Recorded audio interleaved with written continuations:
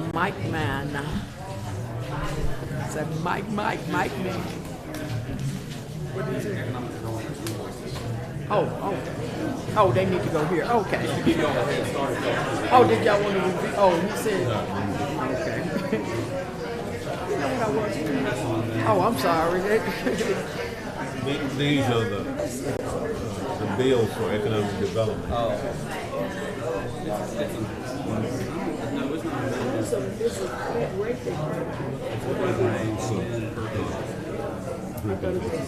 That rate, you got like $200 every month. I don't know. I think it was. The rental copies. Yeah, I think it is. That's what she said. Because I said, how many copies? I said, well, you know, if you get so many and then anything over, they charge you. Yeah. Anyway.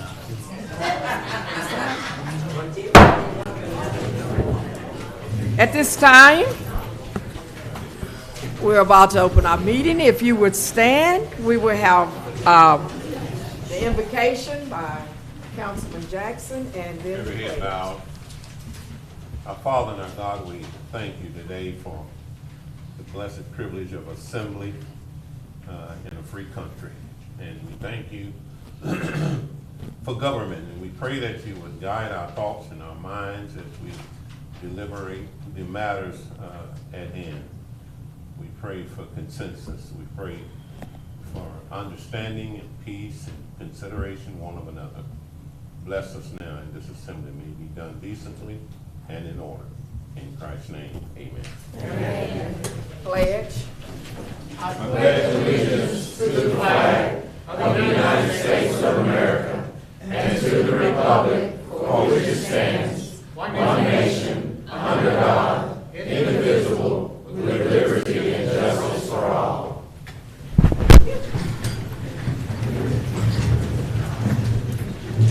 At this time, we would just like to thank everyone for coming. We're so excited. You have having a full house and a full agenda today. So we get to share with each other for a while tonight. At this time, we have a list of comments, and they're going in the order for which they were presented. And as I call, we just remind you have 3 minutes. We just kind of hold up. No one will respond to you. There will be no conversation and discussion. It's just an opportunity for you to share. So the first one we have on the list is Virginia Lewis. Had knee surgery, so I'm a little slow and block me in. I had no intention of Virginia Lewis to block you in. All right, we're on the timer. There we go. First, I want to say congratulations to the mayor, the city council. And I pray your leadership will result in decisions that will bring positive changes for the betterment of our community. No waste, adopt preventative measures to deal with the issues at hand. Many times citizens came begging the councils to investigate what was going on with CEIDC. Legal fees, forensic audit, 2 annual audits, funding outline violations of expenditures and check violations for CEIDC. No corrective action was taken, not even a slap on the hand. So surprise, the same thing was reported in the second local audit. That's when citizens really came out to request a forensic audit. You were reluctant, but after Gene Caldwell stated he was not going to be a part of overlooking the violations and felt that the citizens had a voice to be heard. He was the councilman that stepped up to the plate and made the motion for the forensic audit, because he wanted facts, not gossip. Well, we all know what the facts reveal. So here we are, the CEIDC is under criminal investigation, still paying staff while paying Dick Murchison for bookkeeping, board members in limbo with little oversight. On top of that, the contract with CEIDC has expired. You know, enough is enough. Time to take some preventive measures, again, let me say, preventative measures to move on. Close the office at the Civic Center. Bring the secretary to City Hall. Not enough work for CEIDC. Let her help in other areas. Taxpayers are not paying for people that are not working. Fix the city's charter for better oversight and bad bylaws for CEIDC for better oversight. Not 6 months from now, but now, get on it. You know, you look around our town, you small businesses opened up all down. Beautiful places. Churches have taken the responsibility for going out in the community, hauling off trash, cleaning up places, cleaning storm drains. And I think I think the downtown beautification is working to keep Crockett beautiful. So where are we at? Where are you? Enough is enough, folks. We need to put an end to this. Let's get on with it. Not 6 months from now, but let's find out where we stand and take some action. Thank you. Thank you. Person number 2, Sarah Davis.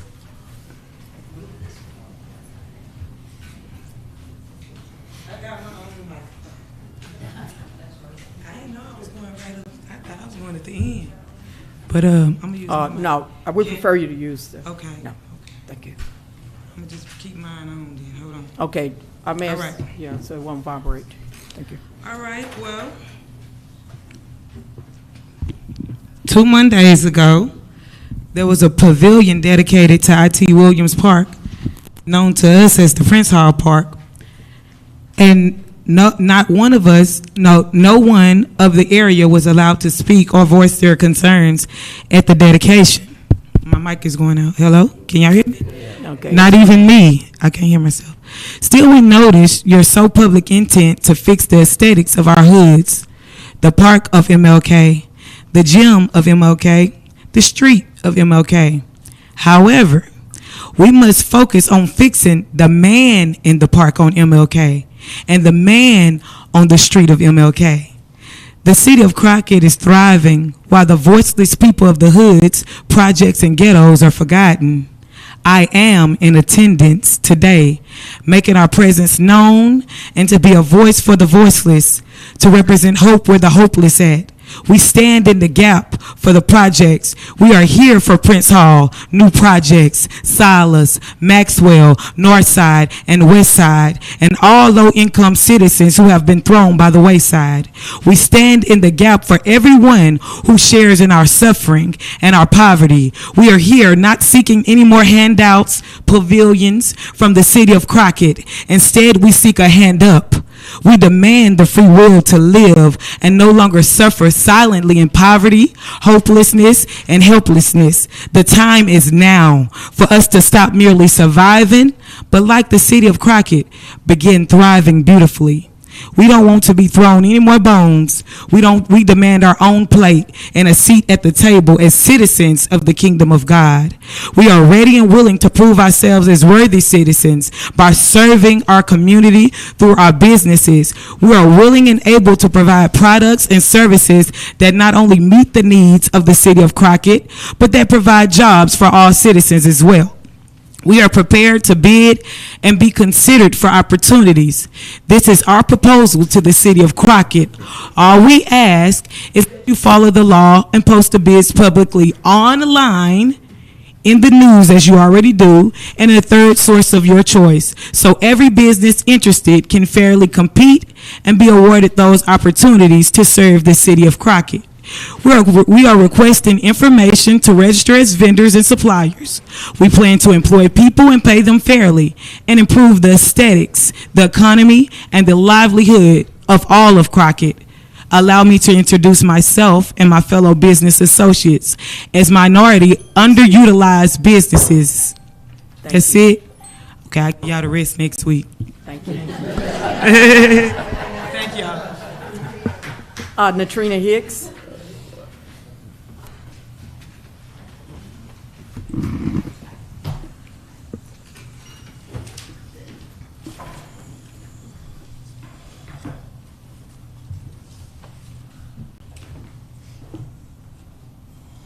Mayor Fisher and Council, good evening. On Monday, May 15th, I, Natrina Hicks, would like to bring to your attention to the resident and the residents of the City of Crockett the concern about an unqualified and ineligible applicant whose name was placed on the ballot for City Council Precinct 1, namely Mr. Dennis Ivy Sr.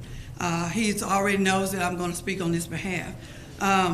Please be advised that Mr. Dennis Ivy Sr. intentionally falsified information on an official government document, namely an application for a place on the ballot stating that he lived in his residence in the City of Crockett for 6 months. The false statement is a violation of Texas Code 13.007, stating false statements on the application with intent, knowing that statement is false, which is a violation. Mr. Dennis Ivy Sr.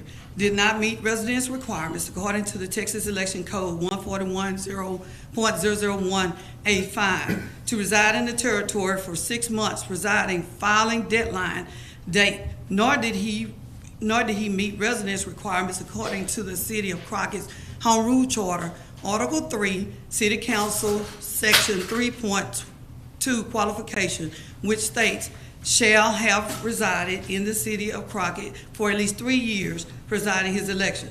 However, falsifying information on official documentation constitutes as not qualifying a qualifying candidate according to the official home rule.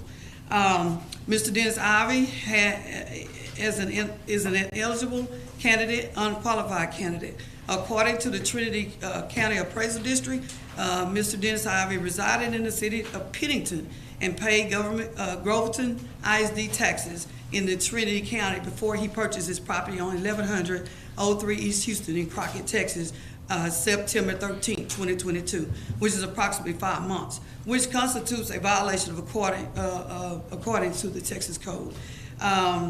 According to the Election Texas Code 1.015F, a person may not establish a residence at any place the person has not inhabited. Inhabited also means occupied. Also, Mr. Ivy also is in violation according to the Home Rule Charter, again, that was printed in February of 1997, which again, the article is Article 3, City Council, Section 3.02, qualifications, shall have resided in the city for at least 3 years preceding the election. Just want to make, Thank you. Thank you. At this time, Reverend Fred Scott.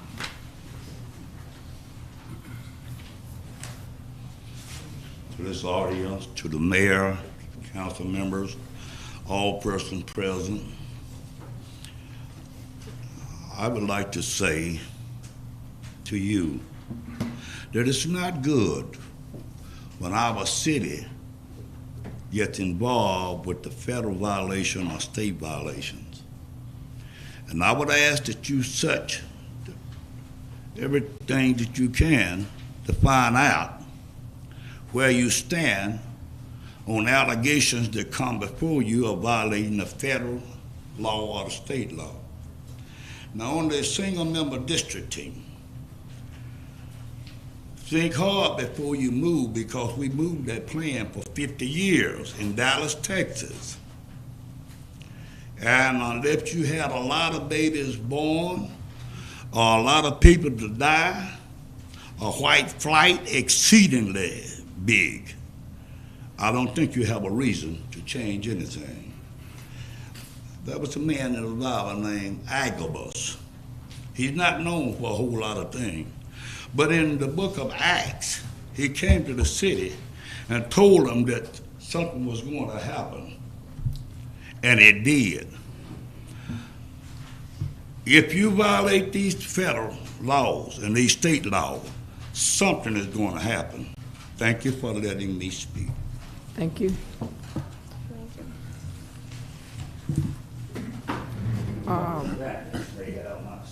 Joe Martin. Martin. Joe Martin. Okay. That's Martina. Tina.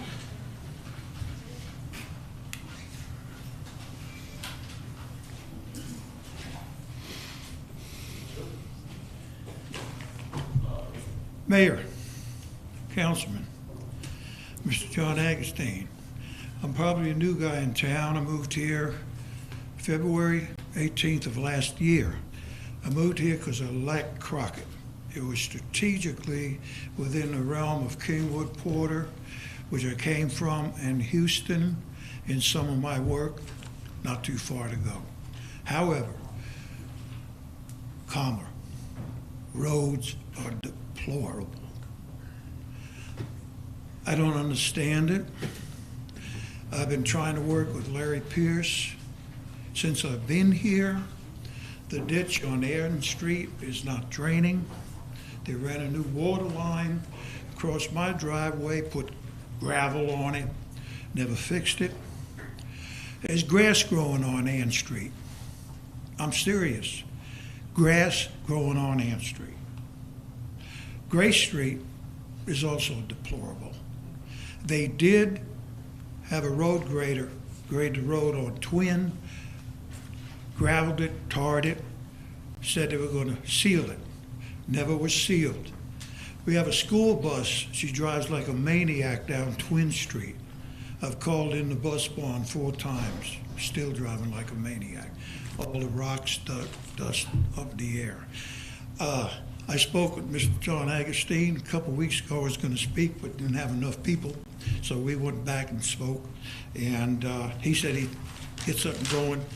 Everyone got a letter from the city saying that this is to inform you, due to upcoming street and stormwater construction, the City of Crockett will have people in the area conducting survey work. Thank you for your understanding during the survey process. Nothing done. Still, they come in, fill up the potholes, stomp down on it. A couple days later, they're deeper than they were. And need to come down Ann Street, Gray Street, and look at Twin Street. It's also deteriorating, and that's been fixed. So please do something about it ASAP. Tomorrow's not soon enough as far as I'm concerned. Thank you. Thank you. Okay, at this time, thanks for all the comments. At this time, we'll move to item number 1. Item number 1, special session, April 25, 2023, approval of minutes. You have the minutes before you. I'll make a motion to approve the minutes. I second it. It's been moved and second. All in favor? Motion carries. Bring us to item number 3, item number 2, canvas election returns. What I'll do, I'll pass them down. I'll do 2 on this side, 3, and 3 on this side. And so y'all should have the letter for those. 3.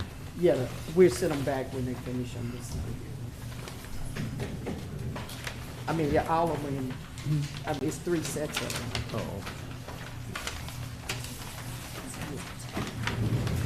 They're numbered on the, and they have 2. They have 1 and 2. It should be 3, 4, and 5.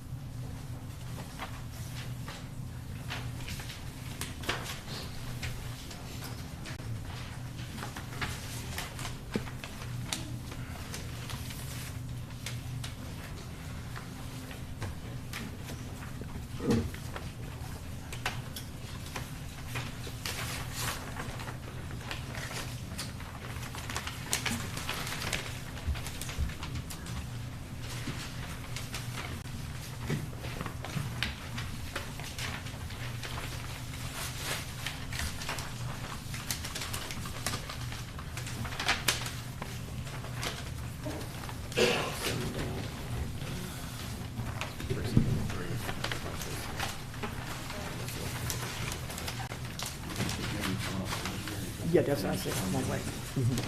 Wait till they send this set there. So we'll put them all.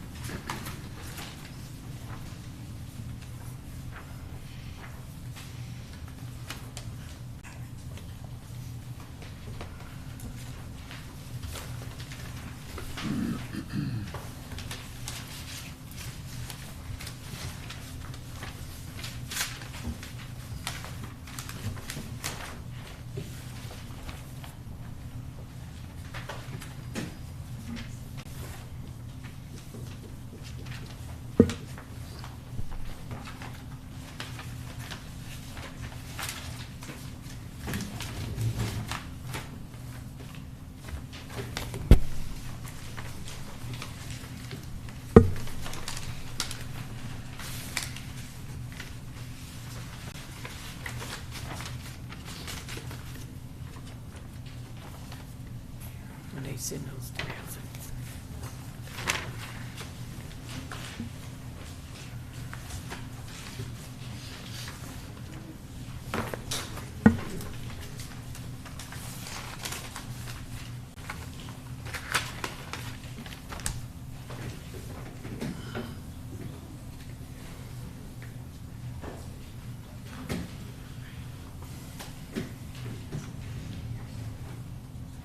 Yeah, you get to look at those.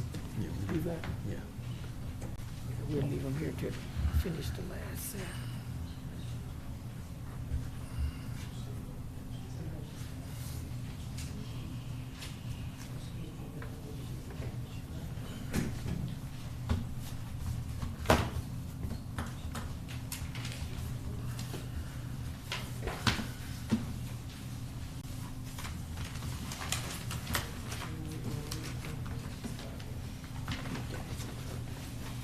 Take these three, that's 3, 4, and 5.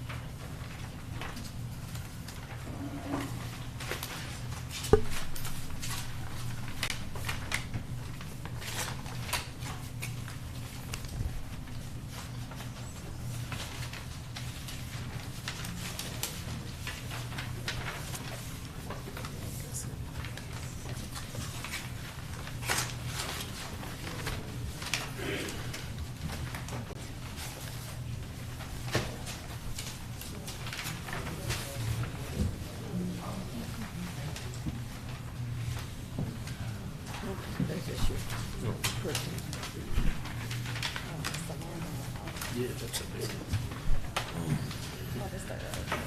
Good now.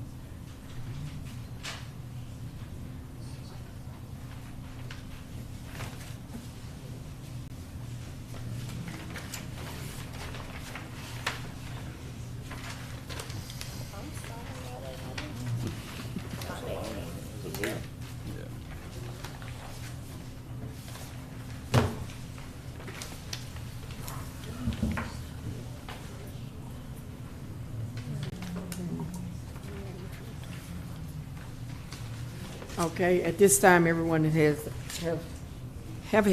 everyone has had an opportunity to look at it. Can we get a motion?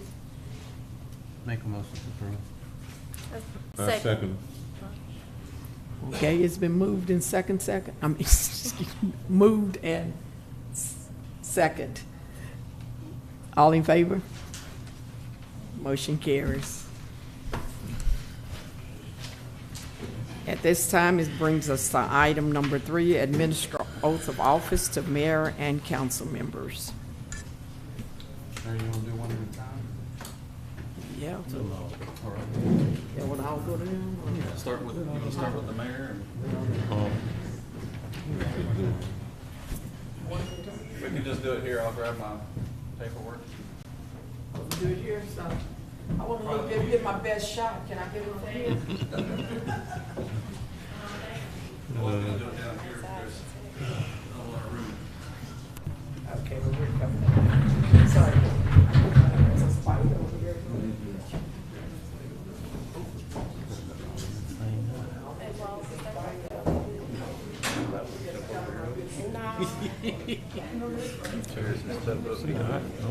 I feel like I'm having an anxiety attack, so I don't know that going on. Oh, okay.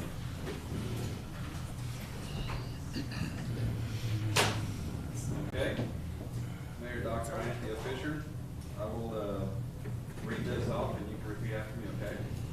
Let me start with, in the name and by the authority of the state of Texas, now, I, Anthony Fisher, I, Anthea Fisher, do solemnly swear do solemnly swear that I will faithfully execute that I will faithfully execute the duties of the office the duties of the office of mayor of mayor of the state of Texas of the state of Texas, and will to the best of my ability and will to the best of my ability preserve, protect, and defend preserve, protect, and defend the Constitution the Constitution and laws of the United States and laws of the United States and of this state. and of this state. So help me God. So help me God.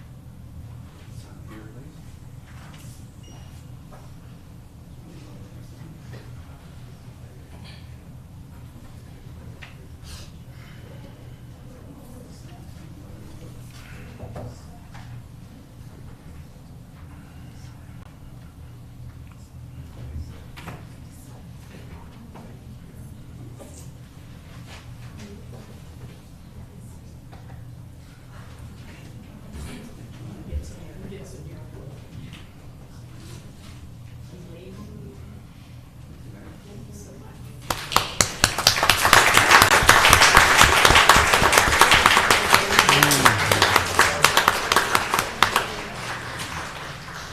Okay. Mr. Caldwell? We will bring up Mr. Ivy.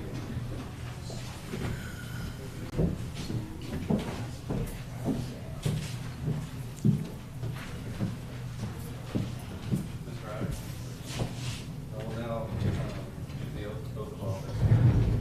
I will start out by, in the name and by the authority of the state of Texas, be ready to right hand.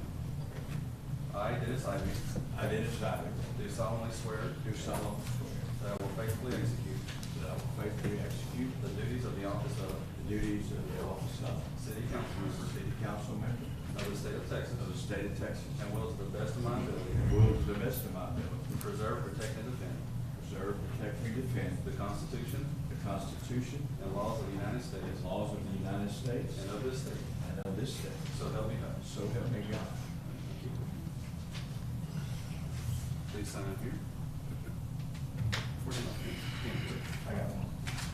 What did I tell you? No, it's underneath there. Oh, okay. Very Got a good. blue line. We'll have to do the blue just in case.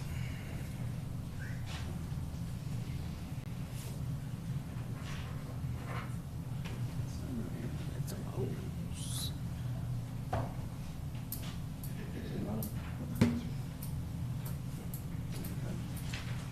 That's it.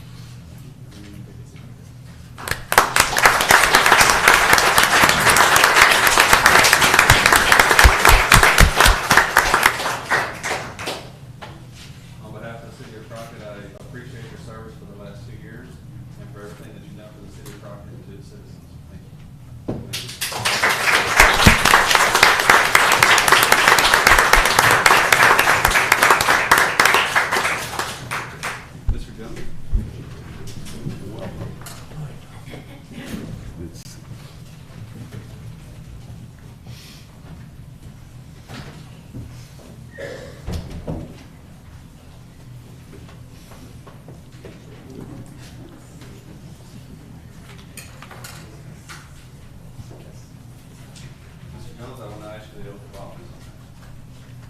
I'll say the following in the name and by the authority of the state of Texas, and now repeat after me. I, Darrell Jones, raise your right hand, please.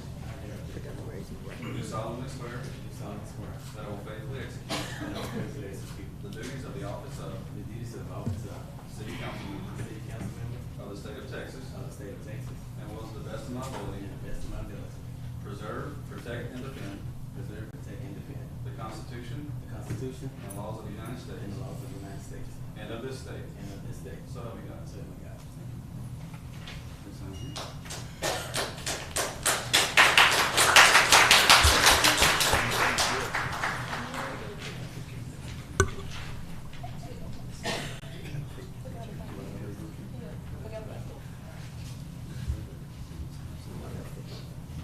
Oh, he's upside.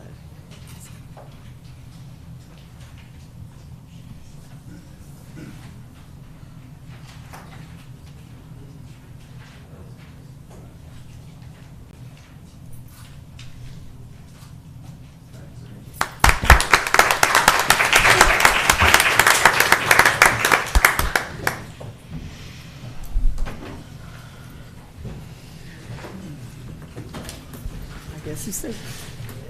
And now we're able to continue with the business. At this time, it brings us to, we were up to 4, but because we have an attorney on payroll right now, on the clock, so to speak, we're going to move to item number 8, and we'll come back after that. And item number 8 is to consider and approve the engagement agreement with Powell Law Group to assist the city in redistricting its precinct boundaries if necessary, secondary to the U.S. 2020 census, and encumber the necessary funding from contingency funds. Mayor and Council, I'll bring up just a quick recap on the history behind the districting of our precinct boundaries in the City of Crockett. Up until the mid-1990s, the City of Crockett had several at-large precincts, which were not by precinct boundaries. They were voted at large, and due to a lawsuit that the city and the school district were jointly involved in, there was a agreed final judgment in court, and where we were ordered to move to single-member voter districts. And so I have a quick, it's a 70-page document, but I wanted to make a couple points out of this order that we were that we agreed to because of this judgment. And it says here, specifically, the plaintiff and defendant city have agreed on a redistricting plan. The parties have agreed on a 5-member, single-member voting district which will have the same boundaries as those of the school district. That being, the city and the school district will both have boundaries that align with each other. When the district formally switches to this plan, the purpose in designing this plan is to minimize confusion among the electorate. The specific ethnicity breakdown of the community is attached in Exhibit A. The maps of the proposed single-member districts are attached in Exhibit B. The specifics of the ethnic majorities in the proposed redistricting of the single-member districts are attached. The proposed redistricting will contain 2 voting districts with African American majorities and a third that is approximately 50% African American. There is no other statistically significant minority population within the city at this time. And then moving on to page 60 of this, we adopted a resolution.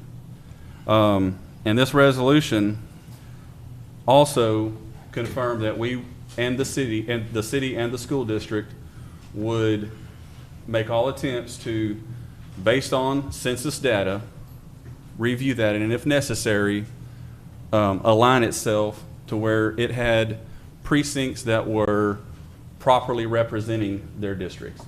If their precinct was majority African American, those boundaries would align themselves to capture that to where they had people within their precinct that could serve on council properly.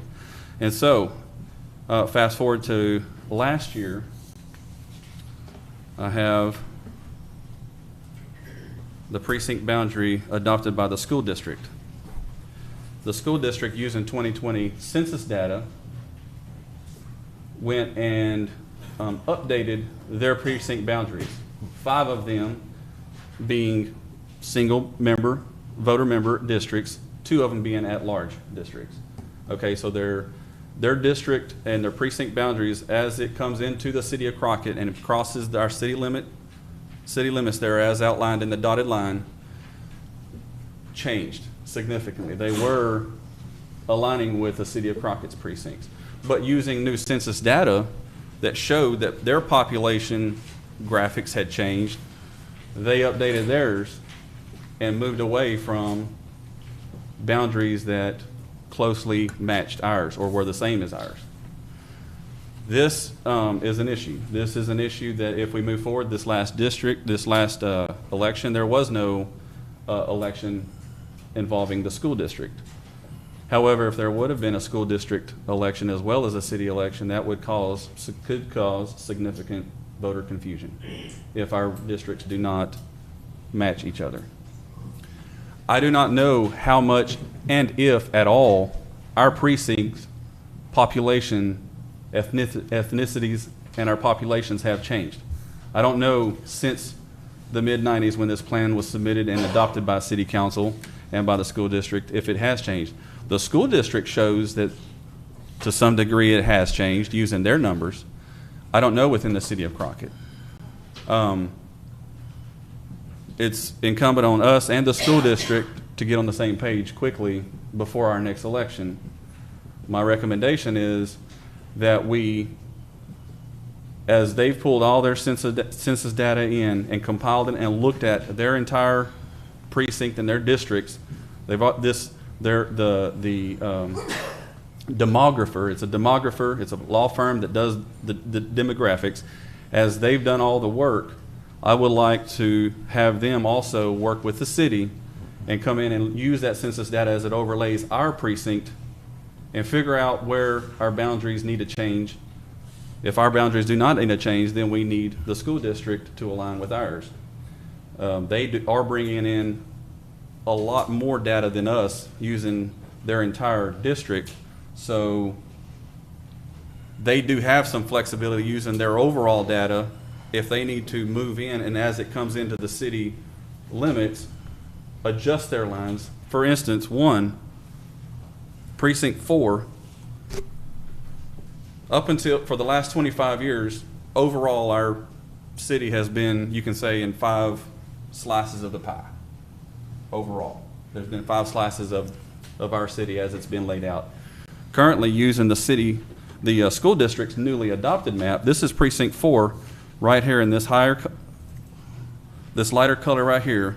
This is precinct 4. Some of it stays the same, some of it's moved, and then it proceeds to go all the way through the city limits and go all the way over to Rolling Hill on the north side of town, the Rolling Hill subdivision on the north side of town. So one precinct is spread out all the way across town.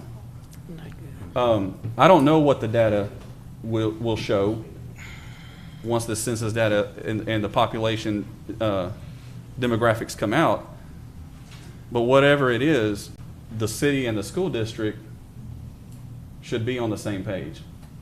One, because we were mandated to by court in that judgment back in the late 90s. And so Was it mandated for the school and the city to work together on this? I mean, and they did they not? it was brought up to, I believe some of it was oversight on the school district. They did not realize that they were under the joint order with the city.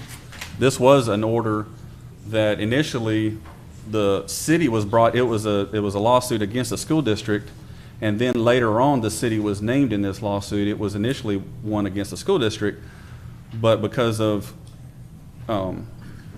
it coming to while they were in court and they saw how it would affect the voter confusion, they required the city to basically adopt the same plan that where our precinct boundaries would align with each other.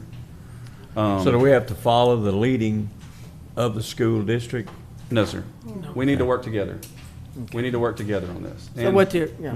So what's actually being stated is that when they redid theirs, it was so broad and it didn't fit in line and it wasn't consistent with what the in-town precincts were. And as a result, they're supposed to kind of line up. Up until this point, they were, but they went ahead. The school district did go ahead and get theirs. We didn't count it for this year. We kept the same boundaries that we had in the city as we had in the past. But what's going to have to happen is that they are supposed to be correlated so that they're reflected, so that one part of your population isn't on one side of the town and the other side of the town, so forth. So what is being proposed right now is that it must be an open conversation, it must be an agreement, and it must be supported by the census data in terms of where the population is. Because once you leave outside of the city, the population is so different. But the school goes outside of the city limits, and that's where the conflict is started. And so what will happen, the same lawyer that's the same group that's worked on the county, the city outside, the school district, excuse me. The one that worked with the school district is now going to have to work with the city so that they will be like they have been in the past, complementary of each other without overstepping the boundaries and destroying neighborhoods as we're required by mandate. So where we are at this point, we're just showing where the problem is right now, but the solution to the problem is that we're going to have them come in and they're going to review. And each group will be able to bring it back to the council, see if it's acceptable, and see if it's legal, because it's still under legal jurisdiction. So that's where we are at this point. So at the time that the school district adopted these new guidelines as far as the precincts, there was no cooperation at that time with the city. Yeah, We were and not it was aware, but they unaware. did bring it up to our attention afterwards when we found out about it, and I brought the agreed order for them to review. They realized that they had gotten, ahead of us in this. So really, the next step would be if council was to adopt their plan, we would not have any data to back it. Chances are our census data does not support a plan that aligns like those precinct boundaries show. And we could hire another demographer, which would basically be pulling the same census data and just work with them. This is a firm that has already done a lot of the work, really all of the work, but they would just have to break out what the city looks like in contrast with the ISD and present some plans. Okay, this is what the ISD looks like. This is what the Crockett. You can adjust these lines to these degrees and be compliant, and that way we both can be on the same voting plan. Let me say this: that at the time that the district adopted these new precinct lines, at that time was the right time. That they should have collaborated with the city, that we both, understanding that the original lawsuit back in the 90s was that African Americans may have representation here in government. And so now we're looking at the possibility of changing the lines, and I think that it is incumbent upon the district and the city to get it together, so that we can find out what is the best interest for both parties involved. And I think that's pretty much what's being stated, that one group went ahead and they weren't aware that everybody had to be synchronized, and now we're going to get it synchronized. And it's going to be reflected of the legal status that we're under so that we won't violate any laws. Mayor, I feel like they was aware because they had the same documentation that we have. So how could they not know? They have the same documentation, but they didn't have the same boundaries. Right. But once you leave the city, you're working with a different the numbers are different in terms of population. So even though you might have the same data, you're looking for different things, because theirs don't have to go the same. They go beyond the city limits. The city limits is probably reflected totally different, but we know it in the populations or how they're set up. They're totally reflected different in the city as opposed to out of the city. So once the school district, they went beyond the city boundaries, and therefore, even though they had the same information, they were counting different population and using a different standard, so to speak. But what's going to happen and what's required by law is that we meet and we combine and we make sure that it's balanced out in terms with the court order that we're under. And so, and the best thing about it is the one that has already done the work is the same firm. Rather than bringing two different ones, they'll be able to see what the concerns are, simply because they've already done the work. And so it's just a matter of making it the boundaries. Before anything is actually agreed upon from our part as the city, it'll still come to the council for review. So this is just to align it as required by law. Okay. So do we need any input from? If there's any questions, I don't know that I could, Mr. Pemberton, I don't know if I missed anything.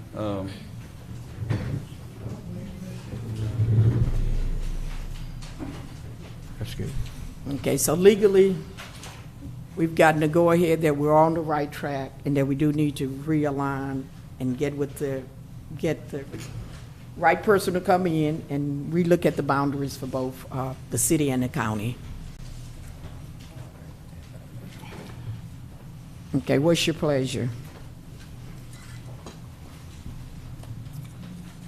Mayor, Council, I propose that the school district be contacted to collaborate with the city and to see what is the best option for the both of us in order to obey the laws, if anyway. Well, So, okay, is we're gonna have to. with the approve motion With as- going with Powell Law Group. That's what the motion is? Yeah. Yeah. I missed make that a on the motion rest of it. we go Okay, Thank with you. the Powell Law Group. Okay, so let's modify the motion, so, okay. And you can just read it. Approve the engagement.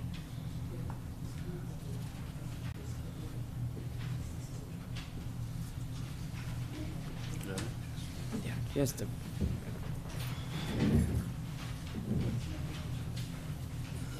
Robert, would you like to restate your motion, Councilman? After I read this. Oh.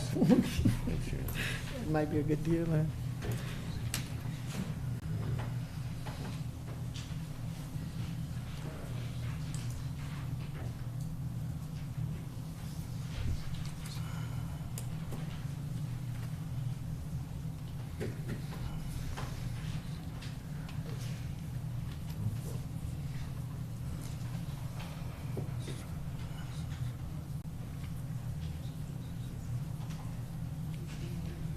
So the redistricting would be if necessary. Correct. And if it's not necessary for the city of Crockett, then Yeah. the Crockett ISD will have to relook at their numbers. Okay? I don't quite agree with that, so I'm not gonna make a motion. I withdraw. Okay. Would someone like to make a I'll make a motion? motion, we'll go with Powell Law Group to assist in the redistricting. And the funding source, I second. okay?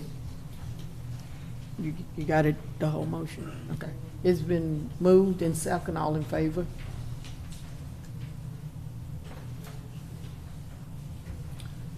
So what do we do? All opposed? You know you voted.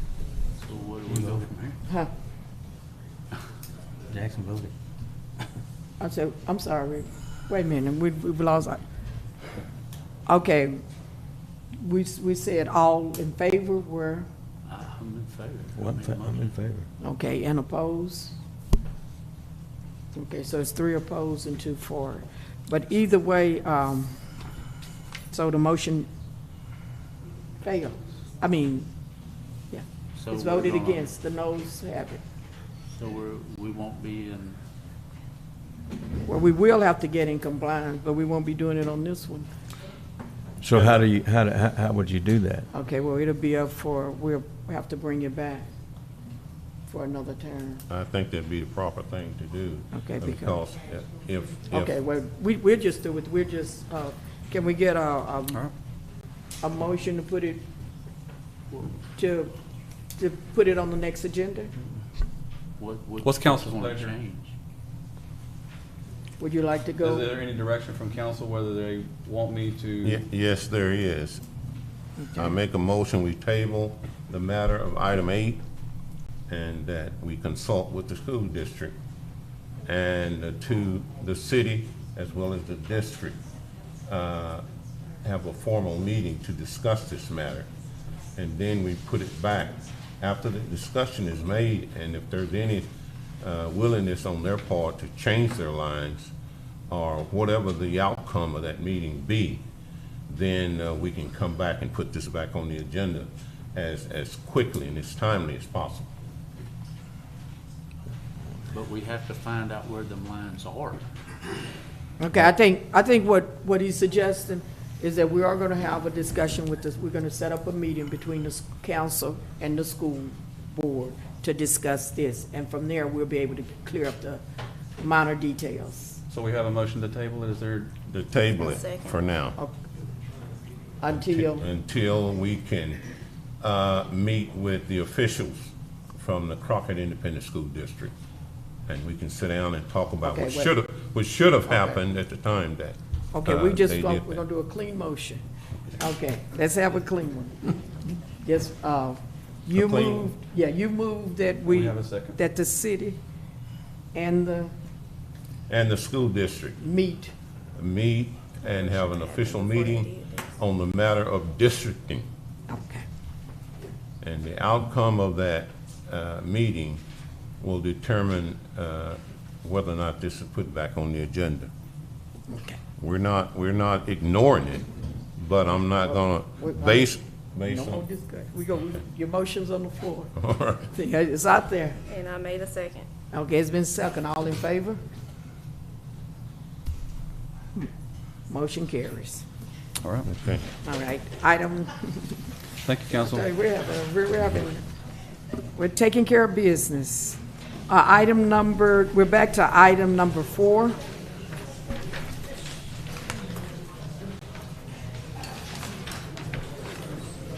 Consider and approve Texas film. Okay, we're gonna ask if you're leaving to kind of quieten down a little bit. Thank you so much. Consider and approve Texas film-friendly policy. Okay, she needs to move it back. Everybody feet out of the way. There we go.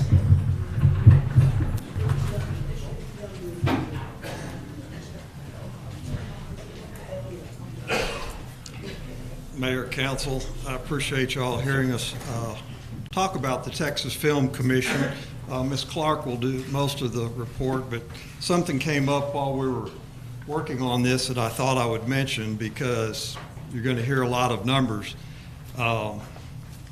Little town about 200 miles from us, Stephenville, Texas, was recently visited by the film crew of 1883. Decided they wanted to film there, and they are a film-friendly community. They were there for 2 weeks. Actual filming took 2 days, and in checking with the Tourism Bureau at Stephenville, they're still counting the numbers, but best they can tell, that 2 weeks brought about $12 million into Erath County. The actors that were selected in the community were paid $150 to $200 a day. We have, as Ms. Clark will point out, this has been something we've talked about for actually decades, really.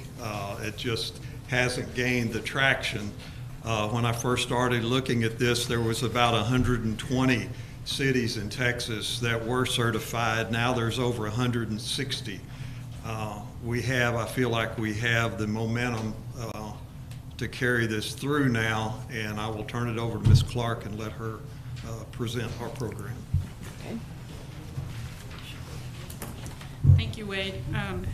Good evening, City Council members, Madam Mayor, Mr. Angerstein. I'm Lisa Clark, the ED for the Crockett Area Chamber of Commerce, and as Mr. Thomas discussed, the idea of Crockett becoming a Texas film-friendly community has been tossed around since 2017, and now is definitely the time to make this happen. I believe Ann Walker of Piney Woods Fine Arts also researched this in 2016. So, if you want to go ahead. Film Friendly Texas created in 2007 to promote filmmaking in Texas, and it's by the Texas Film Commission, by the state of Texas. I won't read all of it, but it talks about the communities. This slide, there are actually over 180 cities right now who already participate as a film-friendly Texas community, but in East Texas, there's opportunity for growth. This map shows productions by county that have participated in the Texas Moving Image Industry Incentive Program, TMIIP. That's actually a grant program that industry professionals will apply for. And this is only what's reported from those that have received that money, but you can see Houston County has one occurrence as of 2022. Those already certified as film-friendly Texas communities: Fairfield, Nacogdoches, Corrigan, Jewett, Onalaska, Palestine, Carthage, Kilgore, Corsicana, leaving a gap that Crockett can fill with our unique historic buildings and our Piney Woods surroundings. Yes, sir. Why? Crockett is charming, it's unique. We have a wealth of stunning buildings, streets, and incredible atmosphere. Our town's architecture and historic buildings are a testament to the rich history of our area, and their beauty would make for an excellent backdrop. But it's not just the beauty that the film industry is looking for. They are looking for things that we are absolutely proud of in our city, and some of those things that we may not be so proud of, because that's what makes the film industry. Benefits. I'm just going to kind of briefly go over this. Filmmakers bring in money into the local economy by renting equipment, hiring local crew, catering, spending money on lodging, transportation. A single film shoot can generate thousands or even millions of dollars depending on the scope. By attracting filmmakers to Crockett, we can create a new source of economic opportunity and job opportunities for our residents as crew, as extra. Friday Night Lights, every single person that filled the stadium was an extra and got paid. I got some case studies off of the Texas Commission. I don't know if you have seen this, but this is a case study on HBO's Love and Death, which is based on a true story, and it was filmed in Carthage and surrounding Carthage. Love and Death, 800 local crew hires with wages of $30 million to that community during the length and scope of their doing. Over 6,400 local cast and extras, totaling more than $2.1 million back into the economy. Love and Death utilized over 900 Texas businesses and invested over $14 million into the local economy. This series was released in 2023. It only filmed for 180 days. And spent over $4.6 million locally on location fees. The next one. John, this is The Long Road Home, and it was put out by the National Geographic Channel. I'm not going to read over this, but I just want to touch base on this one. They purchased 5,921 sheets of plywood because they built a city to resemble a city in Iraq, circa 2004.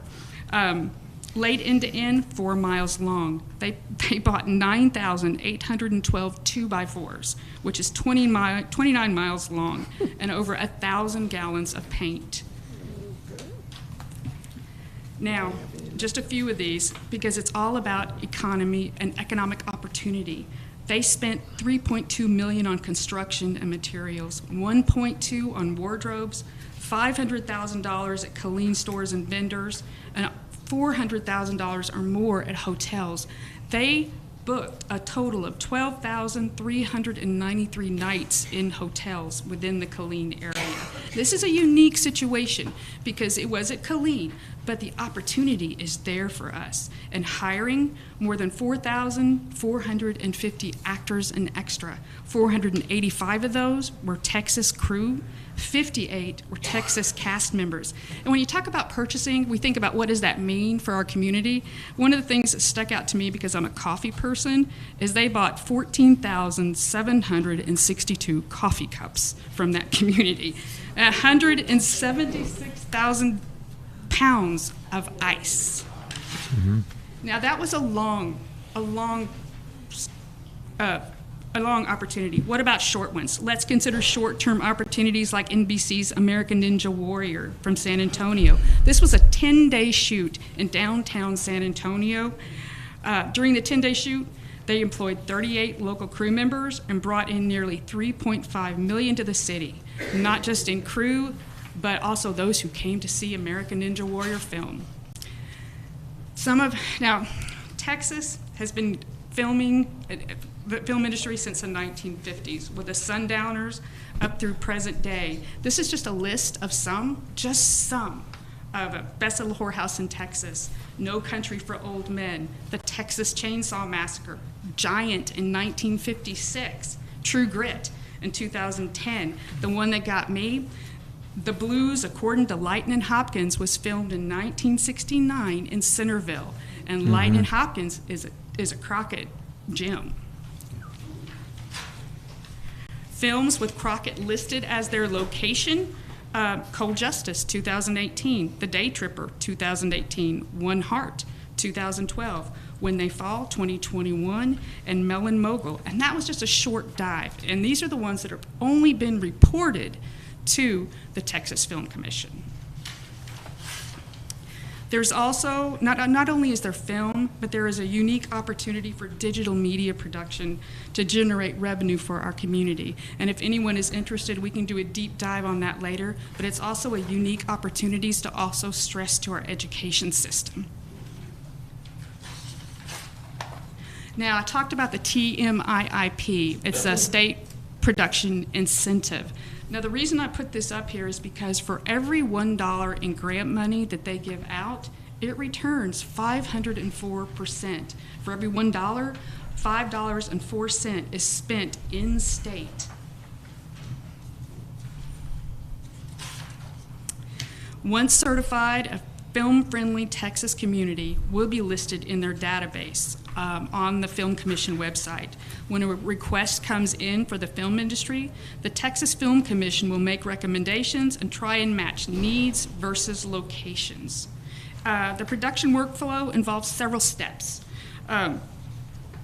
including permits, location scouting, and production, which is what we're asking for you today. How do we become film-friendly? It's a 3-step process, and thanks to Wade Thomas and Ann Walker and surrounding businesses, we're 2 out of the 3 steps away from making it happen. The last and final step is having the city pass administratively enforceable filming guidelines that promote media production in a way that is both mutually beneficial for residents, the city, and the industry professionals alike. We reached out to surrounding film-friendly communities, and we worked with the city administration to bring you this proposal today. Thank you for taking the time, John. You can flip it. Thank you for taking the time to consider our proposal to list Crockett as film-friendly. I believe that this designation would be a great asset, bringing our community more exposure and economic opportunity. Not only just because of the income coming in during the filming, but people want to go see where somebody filmed something. Where was this? This brings added tourism dollars and dollars into the city for to shut down city streets. There's fees that was some of the paperwork you'll be voting on tonight, or that's been presented to you this evening. I'm proud of our town's unique character as a resident of Crockett, and I believe that it would make an excellent location for film productions of any type. Thank you again for your time and consideration, and if you have any questions, please let me know. Thank you, Ms. Clark. All right. Okay. I just watched an interview with Dennis Quaid just this week, where he said that Texas would become the film capital of the United States. That's exactly what the Texas Film Commission is trying to do. Okay. So can we get a motion? I make a motion to approve it. Second.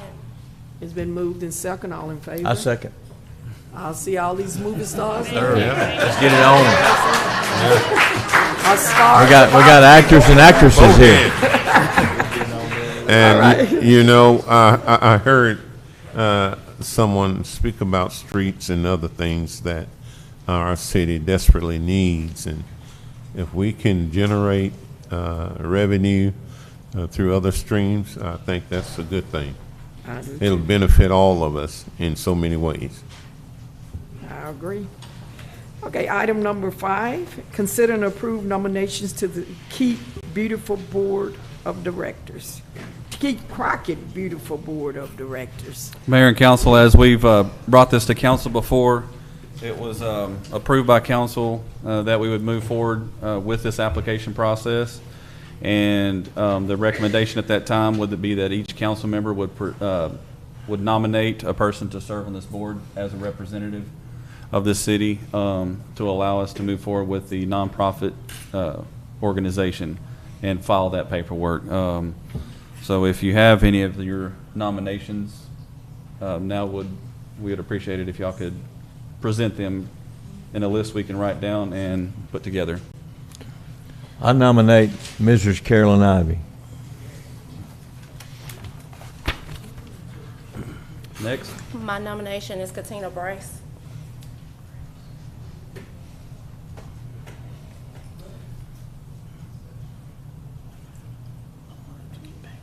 Next. I nominate Samantha Wiley. No, no ma'am. Next. I nominate Mr. Henry. James Henry. Mr. Henry. Forgive me. I had a moment there. Oh, I know. He pointed to you. He knew Yeah. you. I spoke to someone and they're supposed to get back with me. So I'm gonna have to get back with you. Not confirmed at this time. Yeah. They're supposed to call me. And they We did. have 4. We do have 4 nominations. Mayor, do you have any? Not yet. Not yet. So we do have 4 nominations of Carolyn Ivy, Katina Bryce, Samantha Wiley, and James Henry at this time. If council wishes to approve it, we'll move forward with at least those nominations and build our board. I make a motion we approve the nominations we made today. I'll second it. It's been moved in second. All in favor? All right. Motion carries. We'll have the remainder at another date. Thank you, Mr. Henry. Thank you so much. Willingness.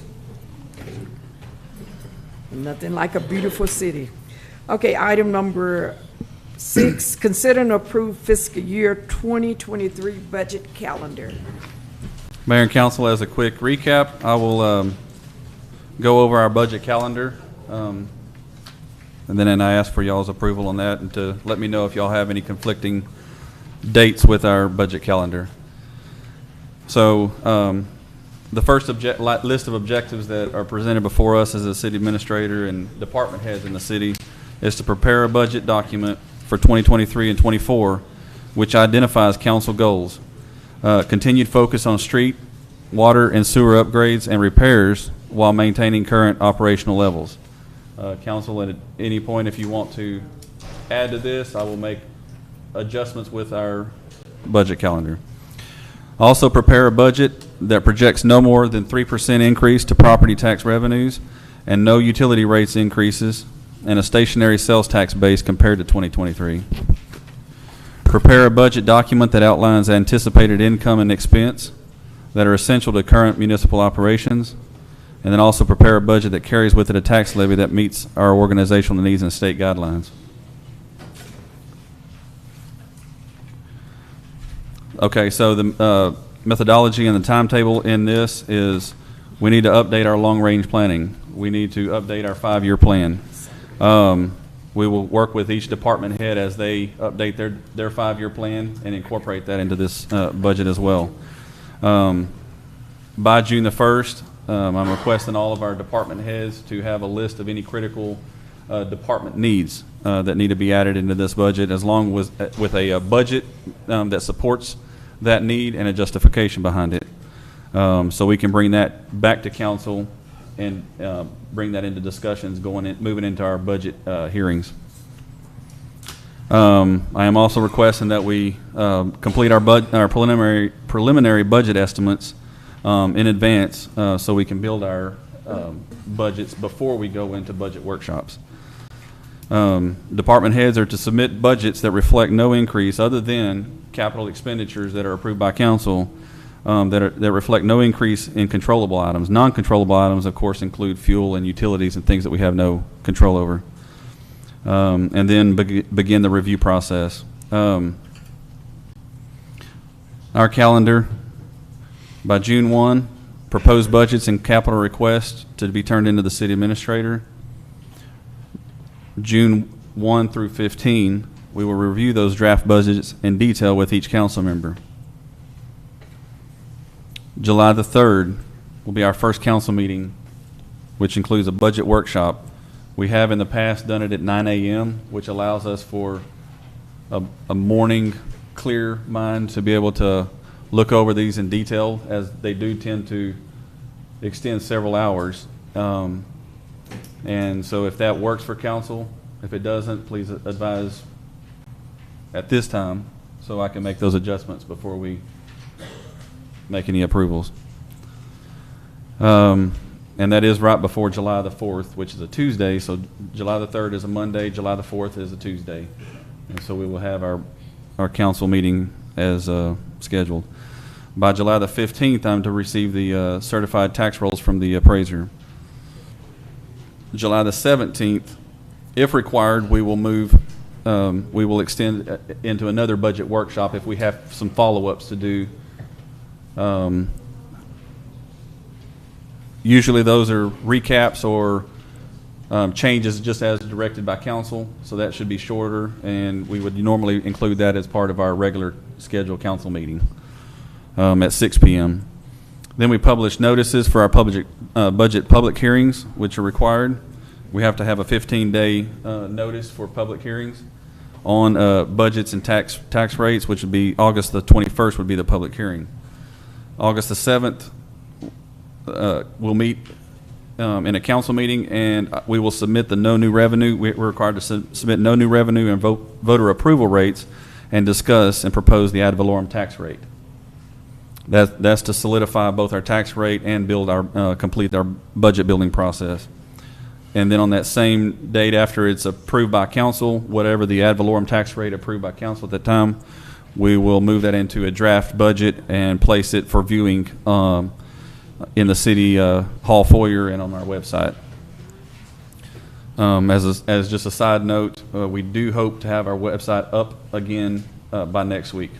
It's currently down. We're pulling all of our data from our old website. We lost our web host and designer, and we're moving all that over and transferring it to our new website. And then August the 21st, we have another council meeting and a public hearing, which will include all of the following. It'll include a public hearing for the budget and a public hearing on the tax rate.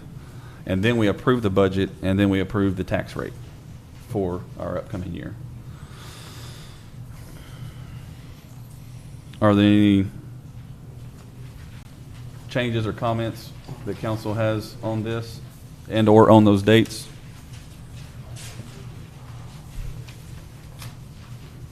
Okay. Can we get a motion? I'll make a motion to approve the budget calendar. Second. It's been moved and second. All in favor? Motion carries. Oh, man, I lost my agenda. It's been so long. Okay, brings us to item number 7. Okay. Consider and approve Civil Rights Resolution Number R05B23, adopting the following policies: Citizen Participation Plan and Grievance Procedures, Excessive Force Policy, 3, Fair Housing Policy, 4, Section 504 Policy and Grievance Procedures, 5, Code of Conduct Policy, and affirm its commitment to conduct a project-specific analysis and take all appropriate action necessary to comply with the program requirements for the following. Number 6, Section 3, Economic Opportunities. 7, Limited English Proficiency. 8, Activity to affirmatively further fair house choice.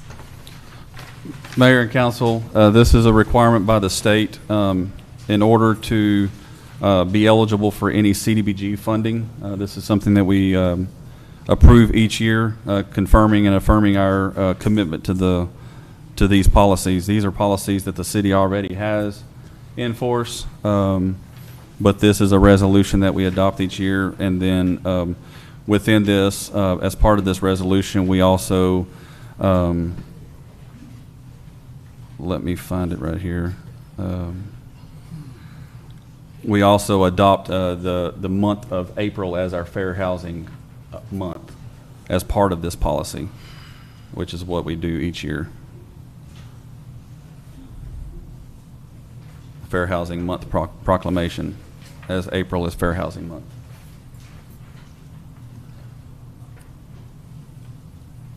Okay. If council's had time to review the policies or has any questions on any of them.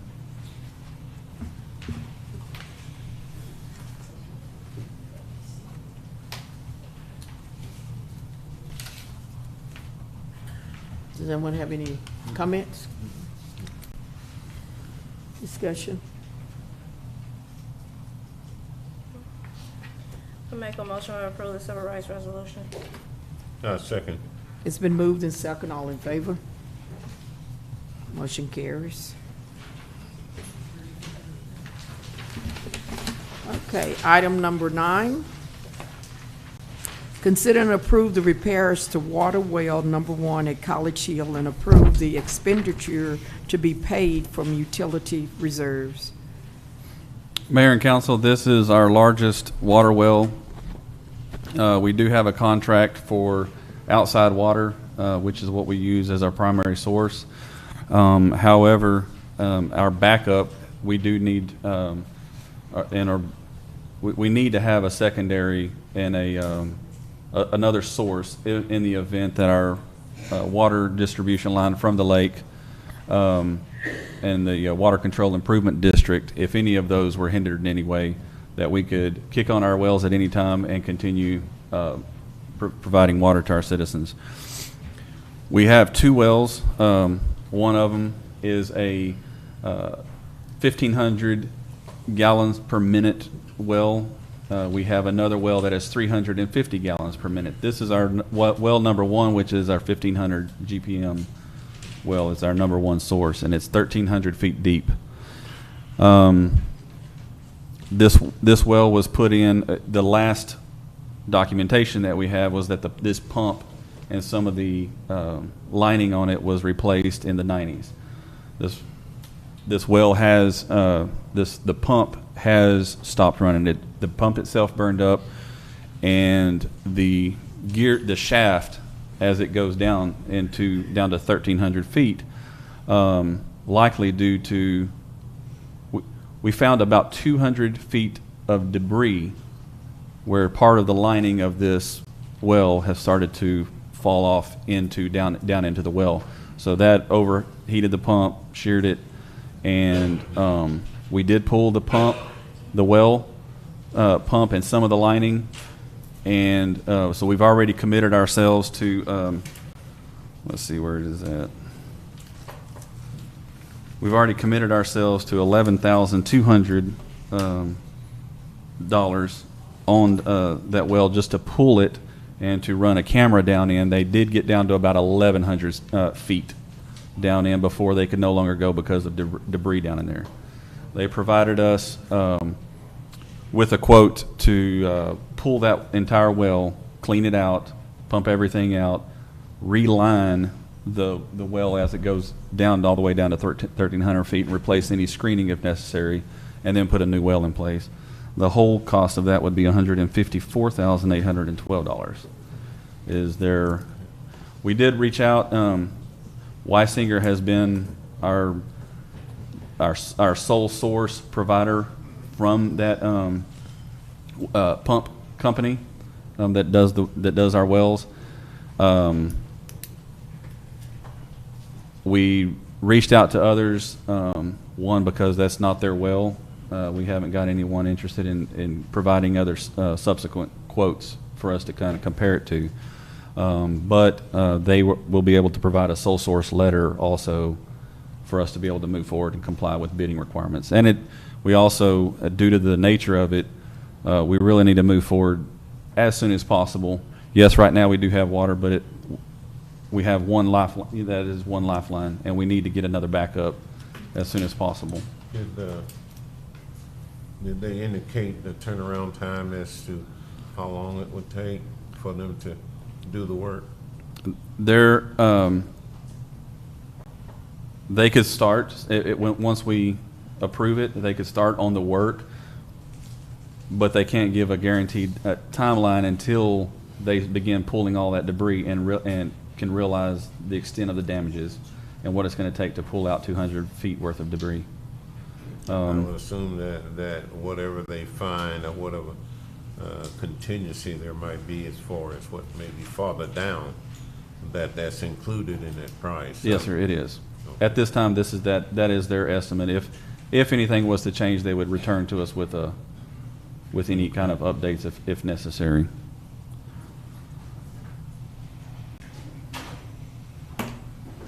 And then this is, of course, the total scope of services for them to do that work. We do have a utility reserve account, a cash reserve account, 4 times like this, and I would recommend that we pull that out, and at budget time we make the necessary budget amendment to bring that funding in to cover this cost. What is the cost of the new one? Still redoing that? It will essentially be a new, most all working parts of it. The best number that I have is the last one that we submitted to the Texas Water Development Board, which was $2.3 million to drill a new well. Okay. That did provide piping to bring the water from that site. It was about a quarter of a mile away from College Hill. Yeah. So that did include some funding for that, but well into over $1 million for just the well drilling, especially if we were to go to 1,300 feet like this one is. Any? It's not much of a choice there then. I'm not aware of any others. Yeah. Okay. What's the council pleasure? I make a motion that we go ahead and consider and approve the repairs to the well. Second. Okay, it's been moved and second. All in favor?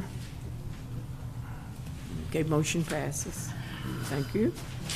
Item number 10, consider and approve payment of invoices from Crockett Economic and Industrial Development Corporation.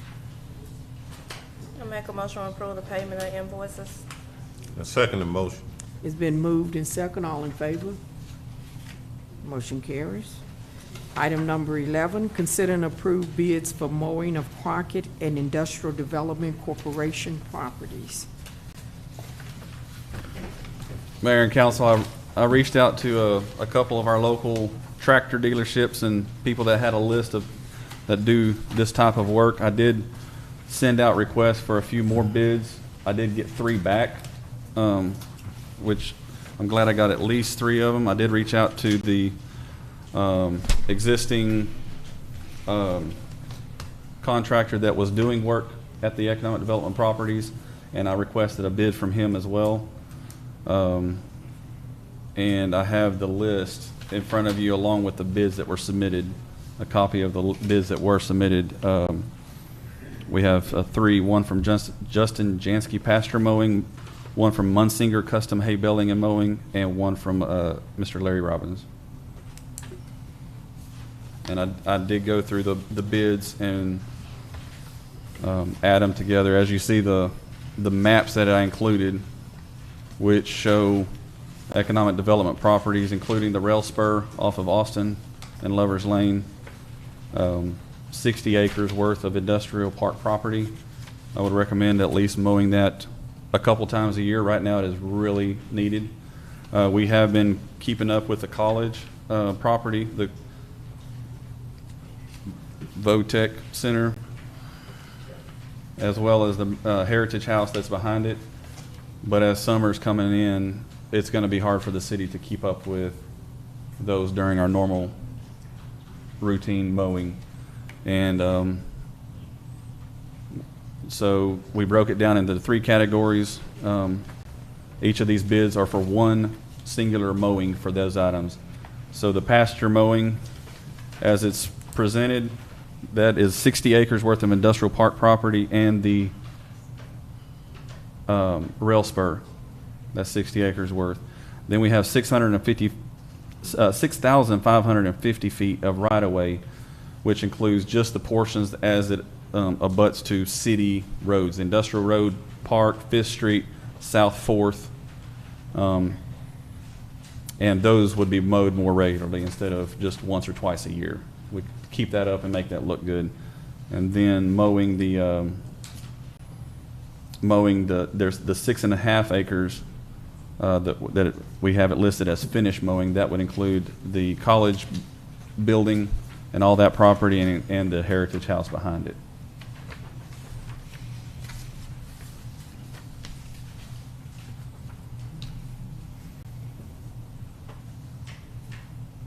Okay. You have the bids before you.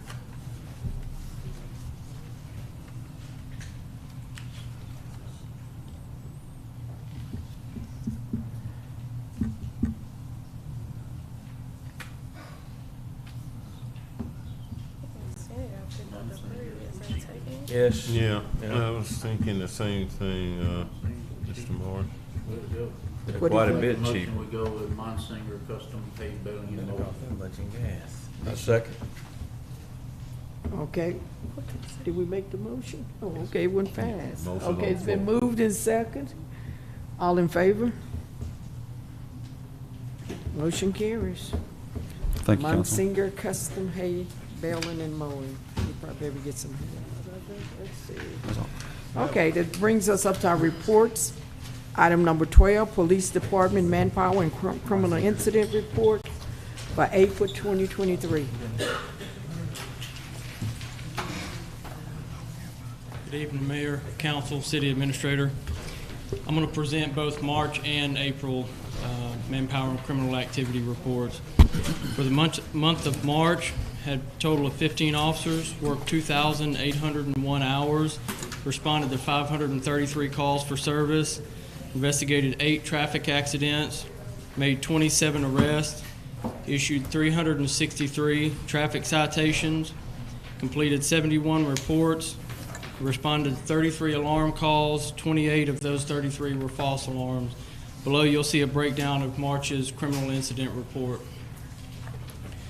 Moving on to April, a total of 15 officers, worked 2,754 hours, responded to 506 calls for service, investigated 6 traffic accidents, made 48 arrests, issued 289 traffic citations, completed 73 reports, responded to 20 alarm calls. 15 of those were false alarms. Also below, you'll see a breakdown of April's criminal incident report. I'll entertain any questions about our monthly reports. If there's no questions, there's one other thing I'd like to address. There's been a lot of rumors floating regarding the investigation on CEIDC, where it stands. A lot of negative rumors that it's closed out. I'm here to let y'all know that the investigation is very active. It's still ongoing. We were just notified recently that the Texas Attorney General's office has taken over prosecution of that case. And let me be clear on prosecution. I'm not indicating that there is or that there is not something there to be prosecuted, but they will be in charge of all the prosecutorial duties of that previous case prior to the Crockett Police Department being asked to look into it.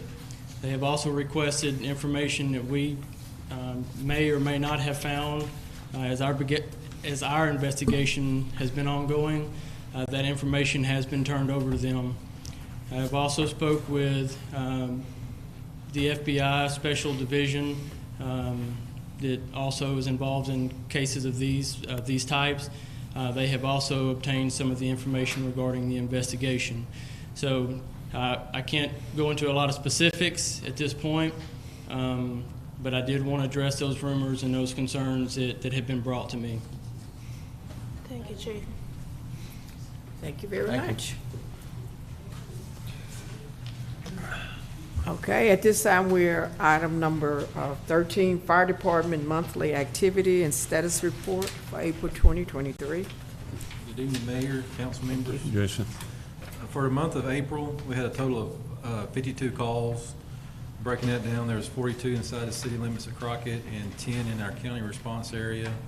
As y'all are well aware, we had a lot of rain and a lot of high water, so that's why our numbers kind of bumped up for the month for the city. We had quite a few calls during that rainstorm, and we appreciate the citizens helping us out by staying at home and not getting out and getting their car flooded and all that stuff. So there's a further breakdown in front of y'all. If y'all have any questions, I'll be more than happy to answer them. Any questions? Thank you, Jason. Thank you so much. Chief. Okay, item number 14, update and discussion on street construction projects. Mayor and council, I have a quick update. I try to bring this to council every few meetings to let you know if there's any changes. Do you mind if y'all close that? Yes, please. That secondary door here, and if y'all wanted to step into the meeting and outside, we can discuss. Thank you. Oh, would y'all close the door, please? Thank you.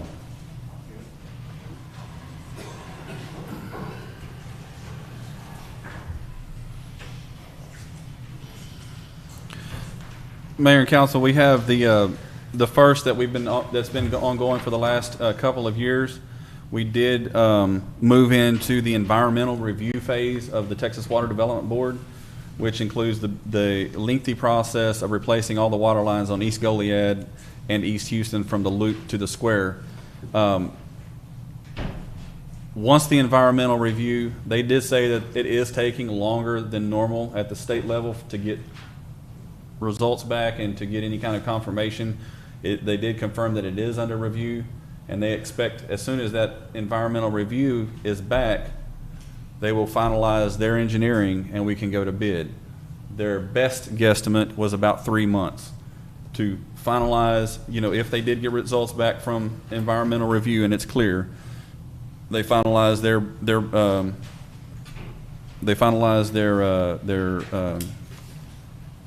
engineering design and plans, and then we go to bid. So that being said, that's all I have on that one. We did submit for the downtown sidewalk construction, and we were bumped back into the running on the sidewalk construction. We did send in our resolution that we approved from last meeting, and that is submitted and waiting approval. So the EDA project, the biggest portion of that went to replacing water mains down South 4th Street from essentially Anson Jones all the way to the loop, then around to Industrial Park, and then on the other end of it, across Anson Jones from where the sheriff's office is and down 5th Street. We did all that before we did all the street construction down 5th Street. Then we went in and replaced 5th Street. Dug out a lot of material on 5th Street, brought in new material, put new asphalt down. It was in good shape for a few months.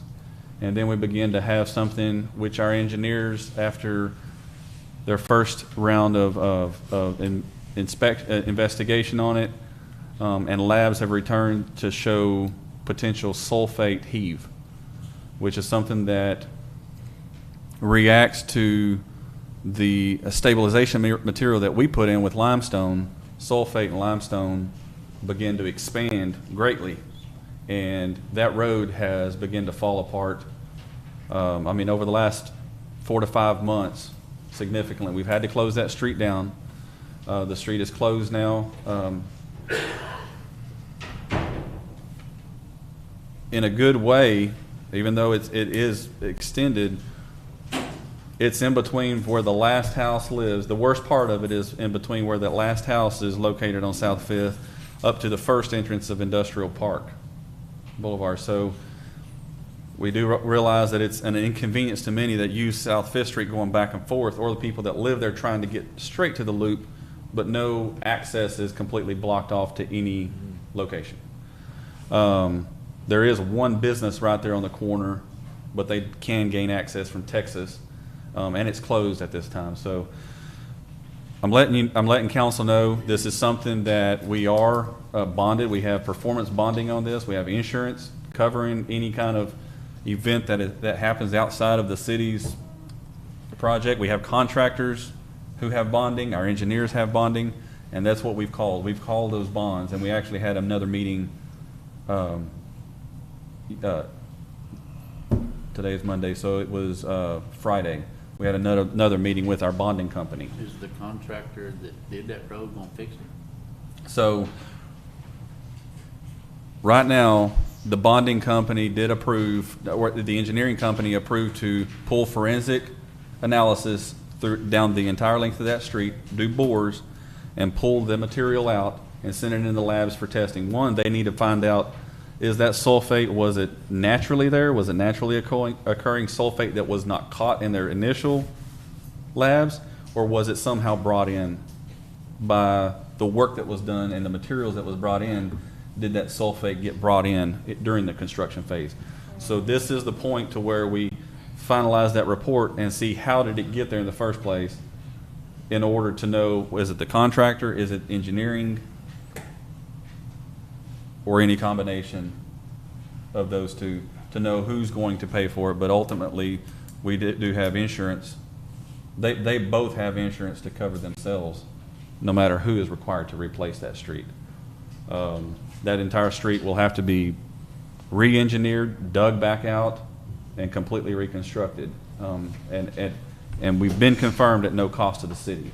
So I just wanted to make a quick point on that we do realize what's going on, but right now, obviously, the engineers, the firm, and the labs, and the contractors, nobody wants to be the person at fault, but ultimately one of them is going to have to, and their bonding company is going to have to bear the cost of getting this fixed back like it's supposed to.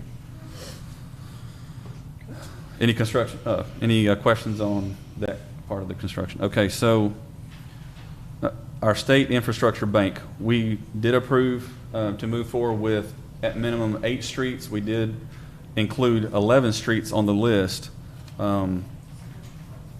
We are now confirmed as of this morning that the design is at 80% complete, and they estimate, we already have the funding. The funding's in the bank, ready to be spent for construction of 8 of our streets. You know, as just a quick reminder, it's South Gray Street, North Gray Street, MLK, South 10th Street, South 7th Street, and so on. I don't have the list in front of me, but council is aware. We are, and I want to speak a little bit so MLK is impacted both by number 7 and 8 here. We initially, CDBG funding was so slow in approving MLK. We submitted that 2 years ago for MLK to be funded through the CDBG grant process. And initially, it looked like we were not going to even get funded. We moved forward with the State Infrastructure Bank program to fund the entire length of MLK. Meanwhile, CDBG came back and did approve us for that project. So it's going to give us more money to spend on the other streets that were on the list already. And so, right at 3,000 feet, from Burleson down to right at the area where the early childhood is, about 3,000 feet there will be replaced by CDBG funding, and all the portions outside of that, from the loop all the way down to Bell, will be funded by state infrastructure bank funding. They've agreed that through the SIB, they estimate about 4 months to go to bidding through the state infrastructure bank. So that's for the portions outside of that center 3,000 feet. For the CDBG funding, for the center 3,000 feet, engineering and planning is already being finalized, and they expect to go to bid in about 6 to 8 weeks for that center portion. Let me say this about our streets as well as MLK. And for those who live on streets that has been heavily damaged by this last storm, we're working with all the help that we have with the city to try, because I know many residents here are wondering, when is my street gonna get fixed? And as it relates to MLK, MLK right now is, in some sections, is down to the dirt, gravel. And that's not a laughing matter for none of our streets, but I want to indicate that there's a temporary patch that's going to happen for MLK. That's not all that's going to be done. That is to get us by, as it is on a lot of our other streets throughout our city that are in desperately need of repair. They were that state, and now they're even more so, just all the torrential rain that we've had. And so I just want to, because some people will get the idea, well, they just come through and just patch this and put in, and that's all they're going to do. Well, the funding has now been approved for many of them, and then we have the funding, but we got to do something immediately in order to make the roads passable. Otherwise, people can't traverse upon those streets. And so I just wanted to put that out. When you see them working over there, then they are doing a temporary get you by for now until the engineers finish what they need to do the long-term repairs to the street. And you guess, and just to add to it, that temporary, you don't want to put all your money. That's still the money that was allocated for the streets. So you don't want to put too much on temporary, because it's going to all have to be torn out anyway. So you don't want to overextend on temporary by trying to get a perfect street when it's about, and so that'll just be lost money that could go on another street. So the temporary will be temporary, as cheaply done as possible, but safely, so that it'll won't destroy anything. But we don't want to waste money because it's such a small amount that goes from the city. As a quick reminder, some of the worst portions that as Mr. Jackson mentioned, that's down to dirt, is the areas that the city went in and put all new sewer lines in. Those were areas that had to be completely dug out. They're about 8 to 10 feet deep, these sewer lines that were there. So in pulling all of those out and replacing those water lines, we were hoping that the timelines were closer in matching, that they would come in and do the construction a little bit sooner. However, that has extended. Rains have not helped us out at all. And so we're aware that's one of them. We have another one, Homewood Drive is in terrible condition. However, we're replacing the water lines there also. So we're trying to make it passable enough without investing too much money, because we will have to pull that material all back out when the road is completely reconstructed. So we estimate, for instance, just as we got an estimate today, we believe 4 loads of hot mix coal should address the majority of the worst portions of MLK, and just for those 4 loads, we're right at $11,000 just in material, just in that hot mix that we put down and in a couple months, we're going to be going back up and pulling it out. So that's kind of why I want to give council it's that balancing act that we're trying to not waste money, but we do realize that MLK is in terrible condition, as well as some of our other streets, especially after the past few storms that we've had. And then just as a light, we do have a few other, the swimming pool, we are in discussions with one other partnering with a school district, looking at a couple other options. We did get bids back, and I do want to I'll update council real quick now, but I didn't want to put this on the agenda until we do have some confirmation from the school district and see what some of our other options are. But our swimming pool came back. As y'all know, we had budgeted $750,000 for this swimming pool. We bid it out last year. The cheapest bid came in at $1.4 million. We looked at we did a breakdown of the swimming pool, of all the items within that within the pool, and we removed a lot of the items that we felt like we could do without. We tried to clean it up as much as possible to get the best bang for buck. We went back out to bid, and we came in at all included, which includes the fencing and the lighting and the decking, at a little under $1.1 million. So I have a delta of it right at $300,000 that need to be made up somehow before I bring that back to council. And so that's where that's at. It has been completed. We do have bids, but right now, before I present that to council, that's where we're at on the swimming pool. Obviously, we have exceeded our summer construction deadline, and more than likely, in order to get the best bids, it's going to require a fall and winter construction timeline so we can open it next summer. But that would still save money. It would save, and that as well, being that it would be instead of a summer construction, winter construction, we get better bids because most of these companies have big maintenance contracts with lots and lots of cities and other areas, so we get better bids during the winter for construction, which will also hopefully save some money. And hopefully this will be built in such a way we won't have to build another pool. Yes, sir. Warning sirens, creek restoration, these are all in the works. The FAST grant for fire truck that was just recently denied, we did not receive grant funding on that. Animal shelter is open and being operated by our police department. It is not open to the public. As of this time, we do not have the operational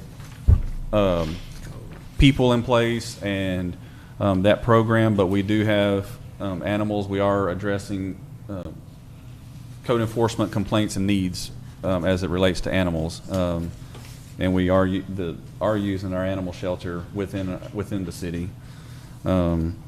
We just funded. We just submitted our other CDBG fund, which was for sewer lines. The home program is submitted, and we're awaiting approval on that. We do have a new water well and new supply lines, which I'd mentioned to Mr. Marsh just a minute ago. That is also in the works, and we're waiting to receive notice whether we get funding on that or not.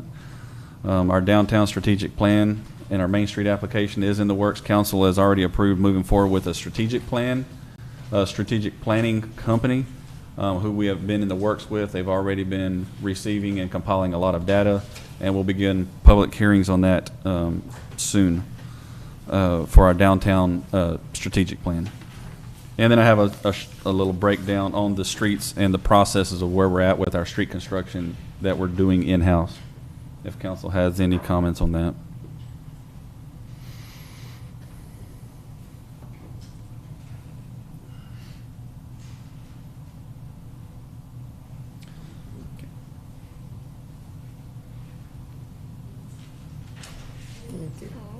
Okay. Okay. Well, we're glad to have that update, to know that things are being done, and they're being done in a timely fashion. Okay, that brings us to our executive session. At this time, we'll hit the gavel, and y'all will walk out, and then when I hit it again, y'all come back in. How about that?